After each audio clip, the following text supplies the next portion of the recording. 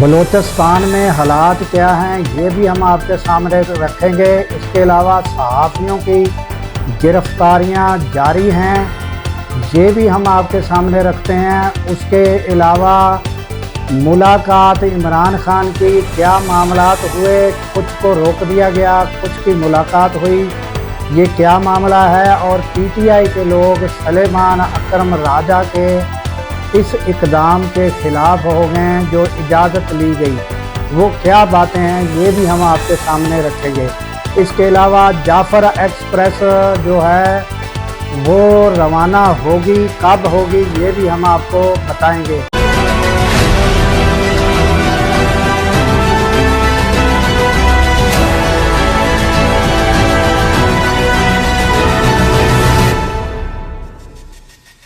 السلام علیکم، میں ہوں عبدالغفار۔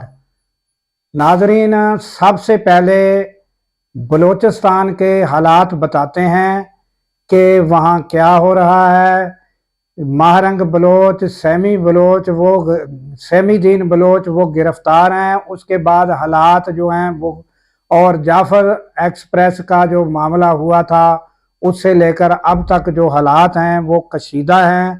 اور اب جو ہے حنیف عباسی ریلوے وزیر ہیں، وہ وہاں پہنچے ہیں اور انہوں نے حالات کا جائزہ بھی لیا، بریفنگ بھی اہم امور پر لی گئی۔ پھر انہوں نے اعلان کیا ہے کہ جعفر ایکسپریس کو کل روانہ ہوگی اپنے روٹ پر۔ تمام حفاظتی اقدامات جو ہیں حکومت کی جانب سے کر لیے گئے ہیں۔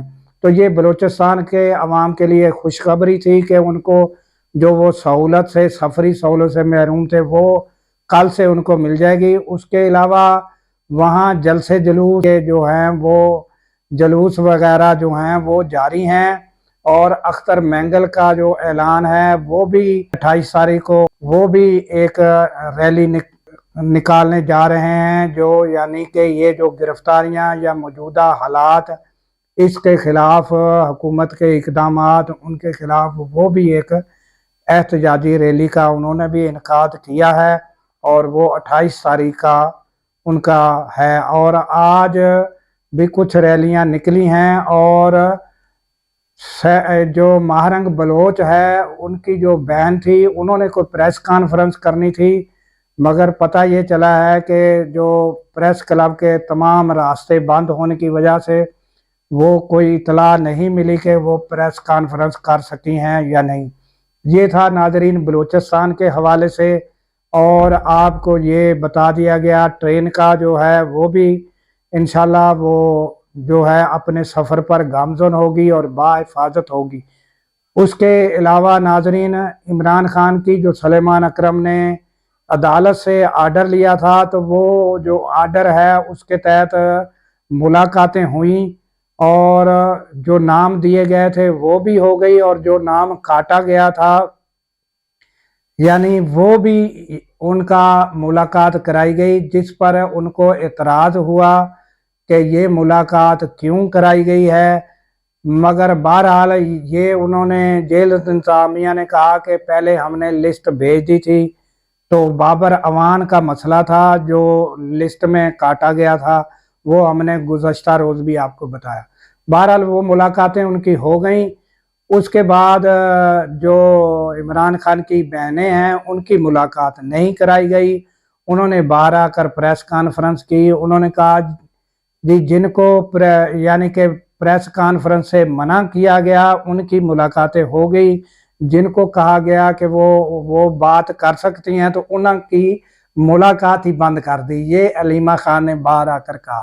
مگر وہ ان کو جمعرات کو ملاقات کا امکان ہے کہ عدالت کے حکم کے مطابق وہ کرا دی جائے گی۔ مگر پی ٹی آئی کے کچھ لوگ ان کے تحفظات یہ ہیں کہ جو فیصلہ آیا ہے تفصیل کے ساتھ، تو اس میں لکھا ہوا ہے کہ یہ پریس کانفرنس جو ملاقات کرنے جاتے ہیں وہ جیل کے باہر نہیں کر سکتے۔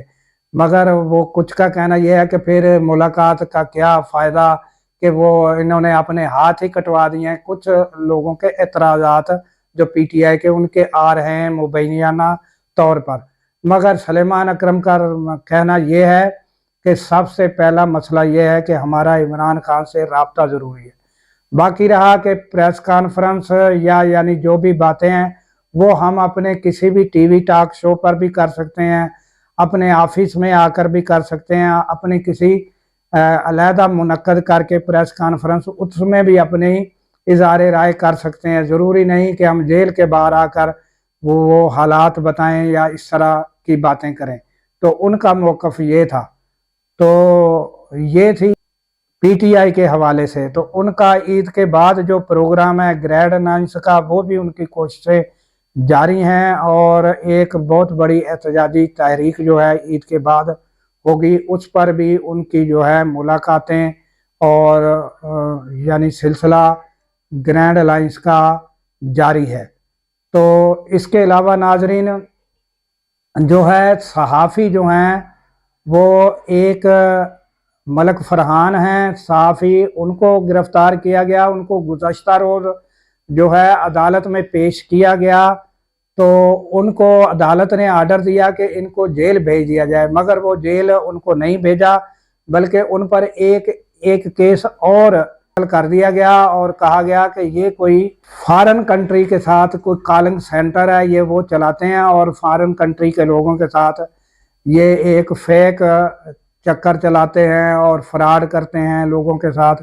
تو یہ کوئی کالنگ سینٹر کا ان پہ الزام داخل کر کے کیس داخل کر، اور ان کو پھر آج اس کیس میں پھر ریمانڈ لے لیا گیا۔ تو یہ ایک سلسلہ۔ اس کے علاوہ وحید مراد ایک صحافی ہے، ان کو ان کے گھر سے گرفتار کر لیا گیا، زبردستی گرفتار کر کے لے گئے، اور اس کے بعد ان کو جس حالات میں پیش کیا گیا وہ ویڈیو، وہ مناظر آپ دیکھ رہے ہیں کہ ان کو کس طریقے سے عدالت میں پیش کیا گیا، اور بتایا گیا ہے کہ جو لوگ ان کو گرفتار کر کے گئے تھے انہوں نے پھر اس کو یہ عدالت پیش کرنے سے آدھا گھنٹہ قبل ایف آئی اے کے حوالے کیا۔ وہ پھر ایف آئی اے والے ان کو لے کر آئے اور ان کا جو ریمانڈ وغیرہ لیا، ان پہ کیس داخل کیا ایف آئی اے نے۔ پھر جیسے ہی وہ باہر نکلے ہیں تو ایمان مزاری اور ان کے ساتھ ایک وکیل ہے، انہوں نے کوشش کی کہ جو وحید مراد ہے ان سے وکالت نامے پر سگنیچر لیا جائے۔ تو اس پر یہ جو آپ مناظر دیکھ رہے ہیں اس میں یہ سچویشن پیش آئی کہ وہ وکالت نامے پر دستخط ہی نہیں کرنے دے رہے تھے۔ تو یہ صورتحال ہے ناظرین صحافیوں کے حوالے سے۔ اس کے علاوہ ناظرین ایک خوشخبری جو ٹی وی چینل بتا رہے ہیں، وہ آئی ایم ایف کی طرف سے جو ہے وہ قرضہ جو ہے اس کی منظوری ہے، وہ 1 ارب 8 کروڑ ڈالر جو ہے وہ منظوری ہوئی ہے۔ مگر اس پر جو ہمارے وزیر اعظم ہیں انہوں نے ایک اچھا بیان یہ دیا ہے کہ انہوں نے کہا کہ یہ جو قرضے کی منظوری ہے یا قرضے کے لیے خوش ہونا کوئی اچھی بات نہیں ہے کہ ہم قرضے کی جو قسط لے رہے ہیں اس پر ہم خوشی کا اظہار کریں۔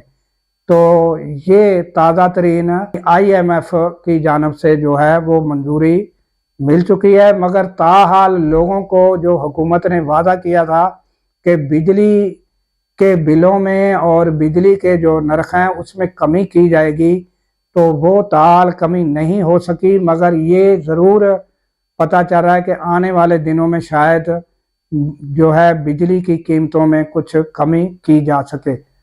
تو اس کے ساتھ ہی ناظرین دیجیے اجازت کہ اللہ تعالیٰ پاکستان کی خیر فرمائے، پاکستان کی سرحدوں کی خیر فرمائے، اور سرحدوں پر معمور ہمارے جوانوں کو اللہ تعالیٰ شاد و آباد رکھے، کیونکہ ناظرین جب ہم راتوں کو سو رہے ہوتے ہیں وہ سرحدوں پر جاگ رہے ہوتے ہیں۔ اللہ حافظ۔